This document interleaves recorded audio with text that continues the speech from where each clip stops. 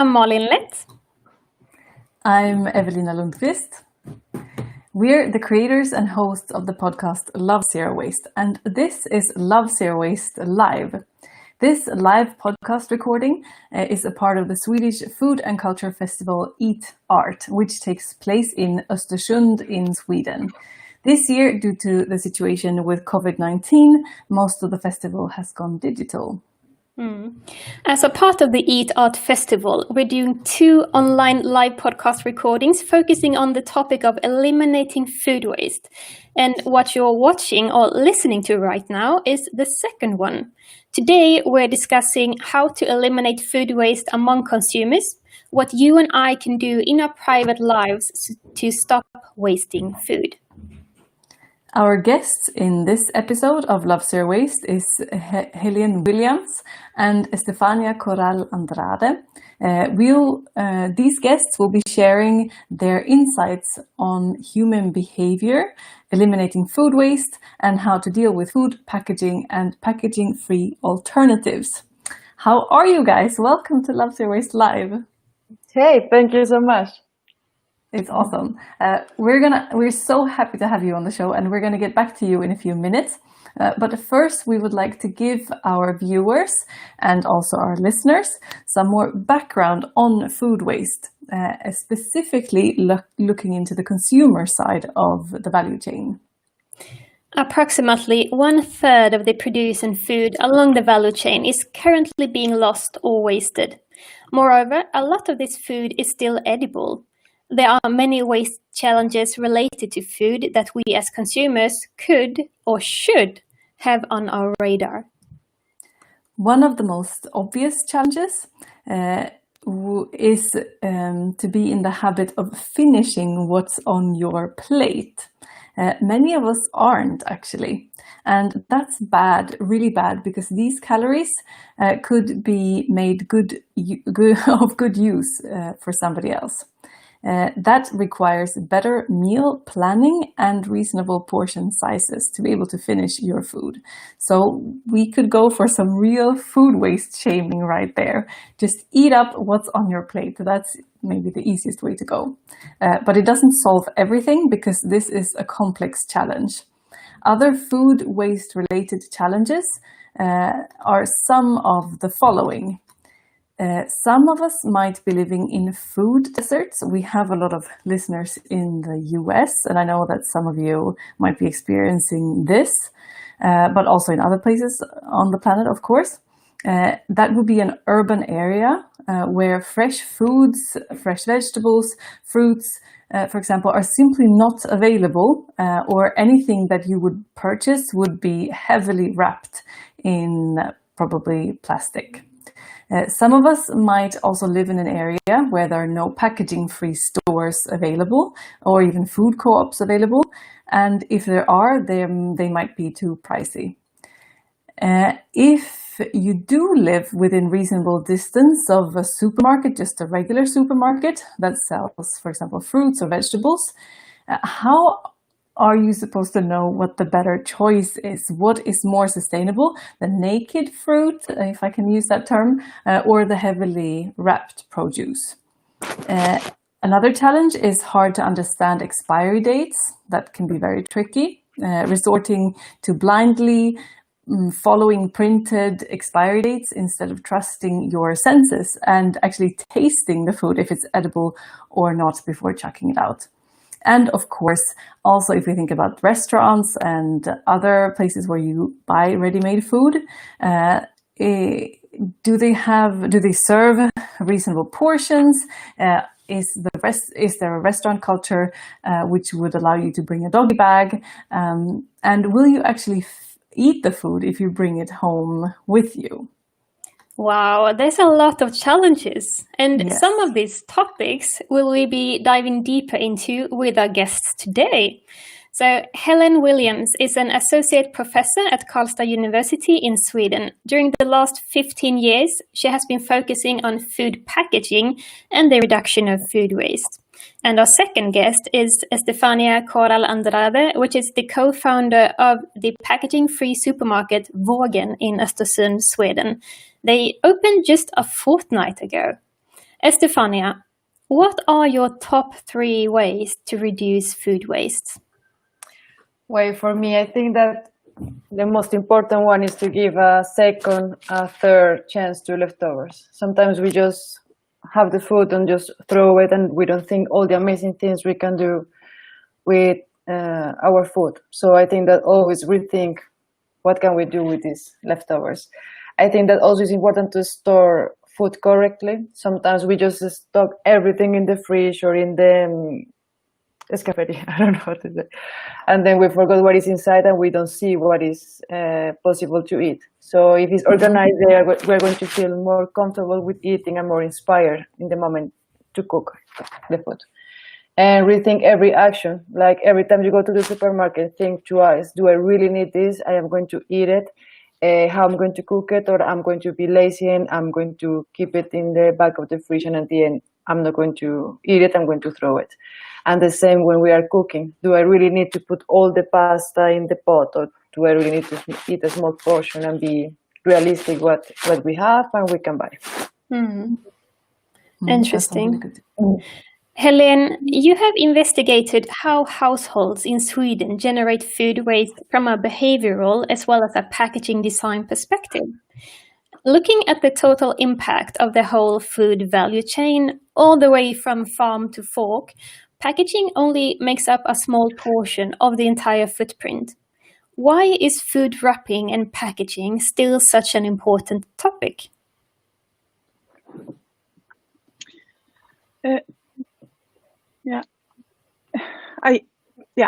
It's so difficult for me because I hear everything twice. I'm going to try to. It's a extreme delay. I'm sorry. Oh, okay. Do you want us to repeat the question? I hear it now.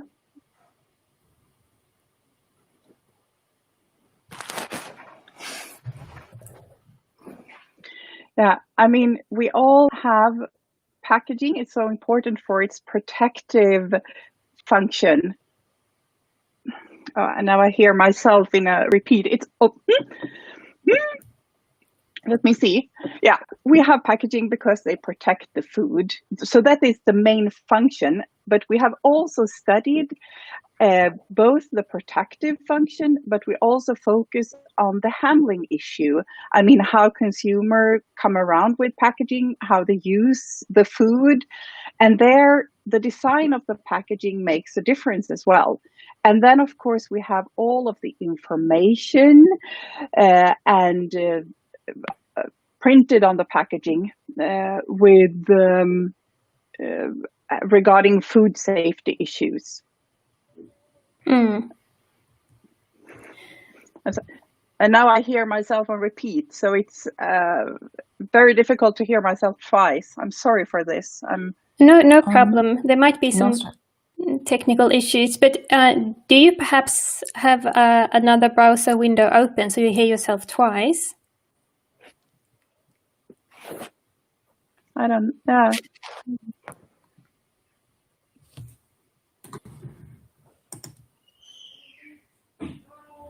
We can hear you perfectly well, if that's a comfort. Perhaps that. Oh, that's good. Yeah. Okay. So I will try to ask you one more thing, and we can see if it still repeats, then we will need to rethink how we are doing this, okay? Yeah. So in your research, you found that up to half of the household food waste could be attributed to packaging functions. Could you tell us more about this? Yeah. In our studies, we went to the households and asked them to, both in interviews and then they filled in diaries, to write down when they wasted something, why did they waste it? And they had, different options they could choose between, like, I wasted this because the food gotten too old, it was out of date, it was too much within the packaging. So, and then we categorized it on a product level to try to understand, why do consumer waste bread? What are the problems with the food and vegetables? Why are we wasting meat and fish products? And to look into that, and dairy products. And then we could see, like, when they answered very specific, I wasted this because the packaging was too big for our household. They could also answer, like, I was very uncertain about the labeling and for how long time the food is fresh. So in total, we could see that 30% of the responses was directly towards the packaging design, meaning that they said this was because of a packaging. And there are two main issues there. It's both the size of the packaging, if it is too large for the consumer, since we have almost half of the household are 1 to 2 persons household, and now the design of the packaging is often that they go perhaps for a family. And we could also see that there's a lot of responses about the product safety and the information. So 30% was directly towards the packaging design, and then another additional 20%. We are not sure about if it's about the packaging design, but the consumer responded that they wasted the food because it's gone bad. And the reason for food gone bad could be because they simply didn't plan good enough, so they bought too much. But it could also be that the packaging was too large for their needs. And then we have within the area of dairy with milk, yogurt, creme fraiche, and products like that, we also see that consumer mentioned that they waste some food because of it's difficult to empty the packaging completely. So that's also, those are the 3 main causes of that the packaging producers should think about when they design, the amount of food, the information about food safety, and also making packaging easier to empty. Yeah, that's super interesting. And then what signifies a good food package? Like what would a good example be? I would say it is a packaging that, of course, protects the food from where it's grown all the way to our tables, and even perhaps, we open and we use some of the food, and then we close the packaging again, and we use the food item a second and a third time. So protect the food in a good way from the producer until all has been consumed. That is, of course, the main issue. But it also means that the producers should think about the users and their way of life, and to make sure that both 1 to 2 persons household can buy the appropriate amount of food, and a family to perhaps give, in some ways, more offer perhaps different sizes for different sizes of households. So understand the needs of the consumer, but also the behavior. How are they actually handling this? And we know from retail and consumers that a lot of bread is wasted. That's one of the top items. But when I've interviewed the consumer, there are many consumers that have developed strategies of how to handle. They buy a big loaf of bread, and they perhaps freeze some of the bread and only then take what they eat for the day. So some consumers develop strategies for how to handle the big sizes of packaging and like it. But due to the stress in society, not all of the consumers finds the time or the effort to actually deal with the strategies of how to handle all the food. So for a lot of the consumers, it would be great if the producers have thought about more of their needs and provide better sizes of food, for example. And I have a question that maybe all of us are wondering at the supermarket. What is better, a wrapped or a naked cucumber? I'm I'm sure. I mean, studies show that cucumber lasts for 6 days, at least 6 days longer with the little plastic wrapping. That means that the stores, the supermarkets, can sell more because after in the store and without the plastic, the cucumber the evaporates water and it becomes a little bit soft. And a lot of consumer would not buy the soft cucumber, but I mean, leave it on the side. Some consumers know that it's only a lack of water, so they buy it anyway. But that's not the majority of the consumers, meaning that the stores will probably waste more of the cucumbers, meaning also that a little bit of plastic might be worth it. And there are some trials now going on where some retailers actually have taken the plastic away and offering both wrapped and unwrapped cucumber, and they then see the results of that, of course, that they waste more. And listening to what you're saying, is there then a difference between what would be better for the consumer and what would be better for the store in terms of a wrapped cucumber? Yeah, I mean, for the consumer as well, since it is a sensitive product that loses water pretty soon, also when you take it to your home.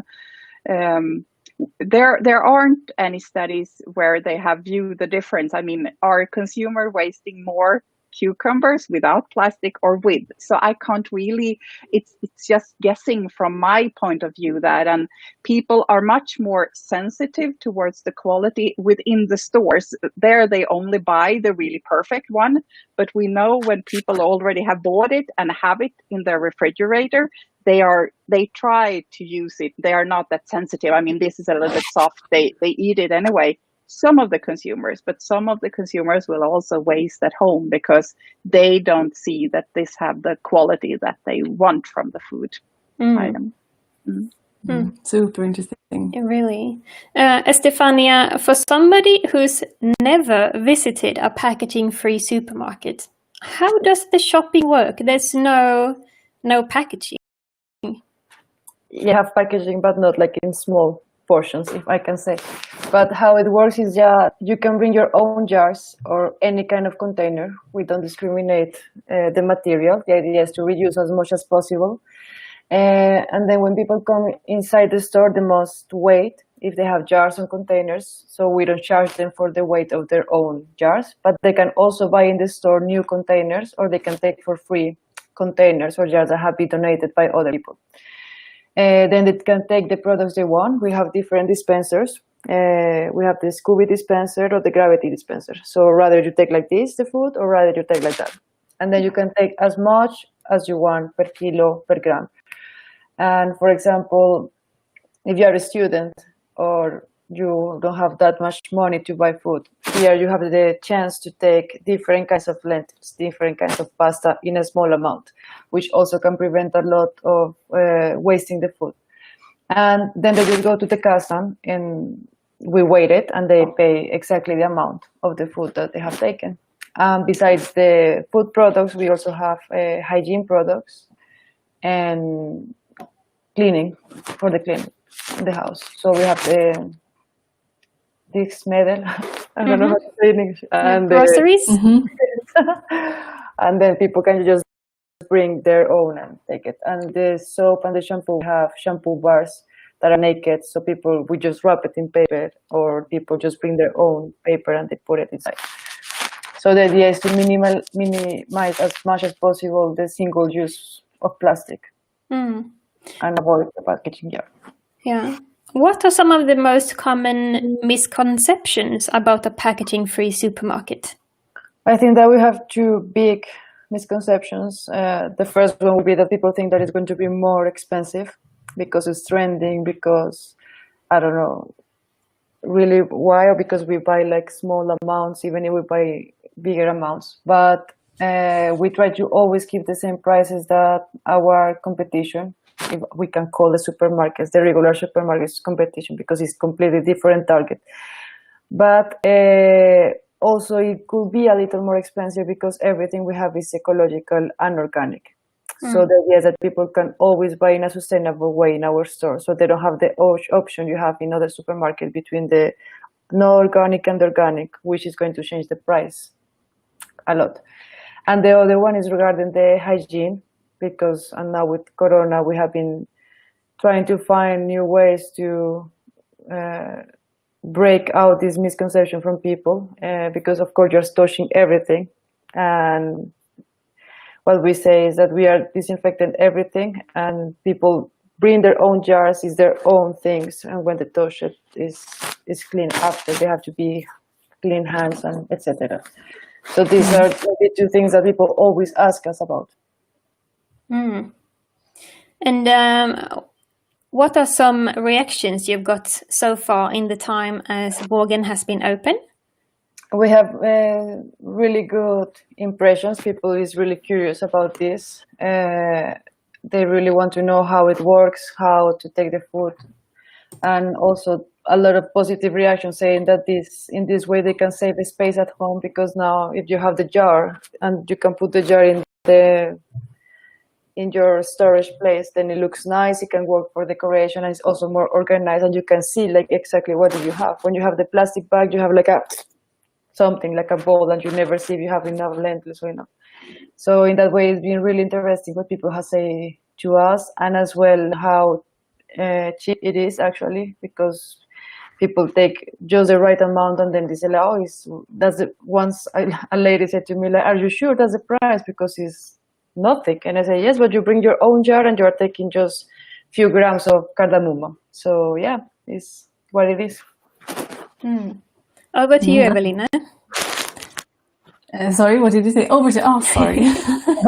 Okay, I'm ready. Yay. So let's pretend that we're going shopping right now. So what are some better choices that we can make? So I have some questions for you, Helén, and some for you, Estefania. So let's see how we can kind of navigate the supermarket, whether it's a conventional one or a packaging zero waste one. So in a conventional store, should I go for tomatoes in a glass jar, a tin can, a paper box, like a Tetra Pak kind of solution, or should I just buy them as they are naked? What kind of tomatoes should I go for? What do you say, Helén? Yeah, I would. It depends on the time of the year what tomatoes you buy. I mean, if you buy in the summer, I would probably go for Swedish fresh tomatoes, and because they taste better and are not transported that long distance. But if we talk about the canned, if I for some reason want canned tomatoes and the quality during winter time are not the best for the fresh one, I would take the ones in the Tetra Pak, and because the Tetra Pak has several advantages. It's square packaging. That means that less air is transported during transport. With a round packaging, you will have air between the different primary packages, and of course, and then it depends on the glass or the tin. I would say the glass is heavier. On the other end, the glass you can use several times. So there it would depend on the when you make a life cycle assessment and look at the environmental impact. It depends what you do with it in the second life, so to say. If you use it several times, like you can do with a glass jar, that's then better for the environment than the tin jar that you only use once. But from the total, with the amount of material that you use, and from what we know about how you recycle today in a Swedish context, I would use the Tetra ones, the paper-based packaging. Okay, that's interesting. Well, I know that you are thinking about selling tomatoes, Estefania, during the summer. How can a customer buy tomatoes at Vågen? At Vågen, they will buy tomatoes naked, like they will bring their own paper bags or whatever, so they can take it. And here we have, when I go to a regular supermarket and want to buy tomatoes, you have the problem that the organic tomatoes are the ones that are in normally in the packaging with plastic and with a box, and it's the regular tomatoes that are not. So then you are always in this dealing, like what do you prefer, to take some plastic or to buy the unorganic tomatoes? So what we're going to do in Vågen is to have both solutions. They are going to be organic, locally fresh, and of course naked. Okay, cool. And what about if somebody's looking to buy beer? Should they go for like an aluminum can or a glass bottle? What do you think, Helén? That one is a really tricky one to answer. I would really like to see a development where we have more locally brewed beer that goes into glass packaging that are recycled in a small system, because we cannot in the future, in my point of view, transport those enormous amount of mainly water in heavy packaging, because for beer, for sodas, and for water, the packaging has the highest environmental impact. It's not the product itself. So the logic about how to protect and save the food, and what I am talking about, that packaging makes a difference for the protection. I mean, it's for a lot of products where the food has the major environmental impact, but for drinks, it's the opposite. There, the packaging has the environmental impact.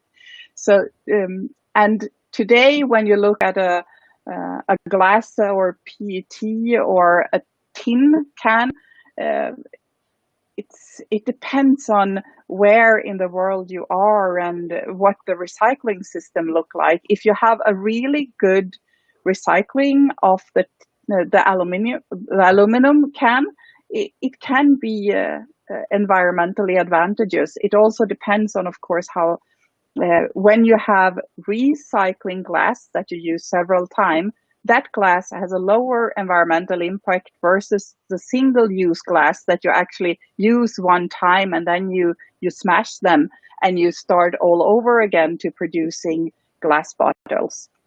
So it's very difficult to give a single easy answer on that one. But there is a lot of potential to make it better in the future. So we skip to the last example, would be any kind of milk, plant-based or cow milk, whatever milk you might have. What would be, is it the same kind of discussion there? Should it be a Tetra Pak? Should it be a glass bottle? I mean, here in Austria at least, it's kind of popping to have also a big brand, food brand that are like trying with reusing milk bottles. What do you say to that, Helén? The examples that we have seen and trials in Sweden, at least, where you go to the store with a plastic or a glass bottle, it's really difficult to get it completely clean so that the milk lasts for as long as you want to. It's enough that you get something into the bacteria, so something into the packaging, and the milk can get sour in a much shorter time versus the industrially packed product. And when we are using mainly paperboard packaging for the milk, that doesn't have a lot of climate impact or environmental impact, because it's mainly paper-based and renewable resources for the milk in Sweden, at least. And Estefania, what is your experience? What would be the packaging free-ish alternative for drinks? Yes, well, I would prefer the glass bottle if we have that system here. I don't drink cow milk, I drink oat milk, and I had the problem that I got really tired of going every time to the garbage room to take all these containers, because it was every time. And then I decided to make my own oat milk. So it's more cheap. Yes, it's cheap. It's cheapest. It's a nice activity, like a therapy. You can just be in the kitchen making it. And then you save a lot of money, because you need like 1 cup of oats and 3 waters. And then you have like a whole liter. So that was my experience, yeah. And about the beer, I had like a little comment. I had the same. It was really tricky to decide, but at the end I said like, okay, the beer in a bottle tastes much better than the beer on can. So at the end, I would prefer to go with the bottle instead. Interesting. Thank you. Yeah. Helén, talking about the products based on packaging, are there any products that we should straight out refuse in a conventional store as consumers? That one, I really, when we move forward and look at packaging and different foods, there's a lot of focus today on the foods that we really need, and we question packaging for milk, we question packaging for bread. I would like us to move more into the store and ask ourselves about the products that we might not need, that are not necessary. And there we have the bottled water, we have the beer, we have the sodas, and we also have crisps and chocolate and everything. And I mean, there are areas where it's actually products that are not even healthy, that are that we don't need in order to be healthy. And I would like us to question those packaging a lot more than on the food that we need, that bring us health and nutrition and health. So that is something to question more, like, do we really need, even though, yeah. And then we have the lot of watery products on bottles. I think in a Swedish context where we have really nice water in the tap, why do so many people buy water in PET bottles? That is, we need to find better solutions there. Yeah. Good insights. Really. And actually, in the spirit of your insights, Helén, I also have questions for you, Estefania.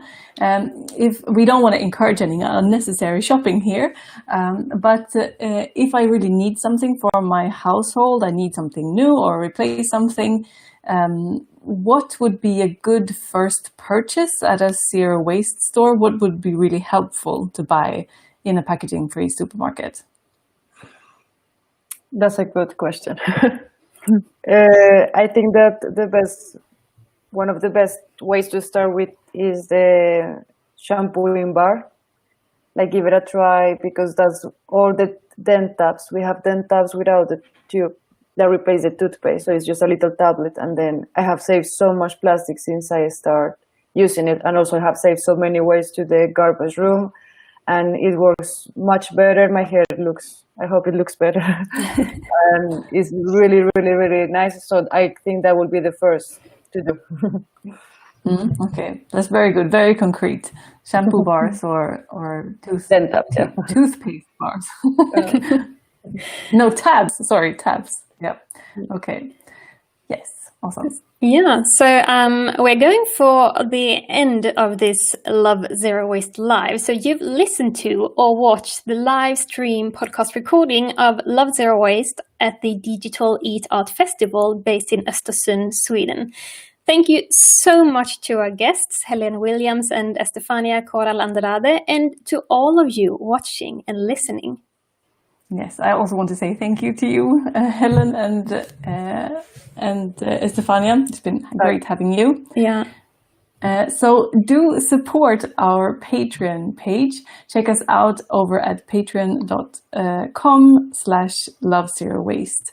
Remember to subscribe to Love Zero Waste on YouTube or wherever you listen to podcasts, and follow us on Instagram and Facebook. Love Zero Waste is a collaboration between The Good Tribe and Circulars. Our jingle is done by Merlin Sound. I'm Malin Lett. I'm Evelina Lundqvist, and this has been Love Zero Waste Live. Thank you so much for listening. Thank you.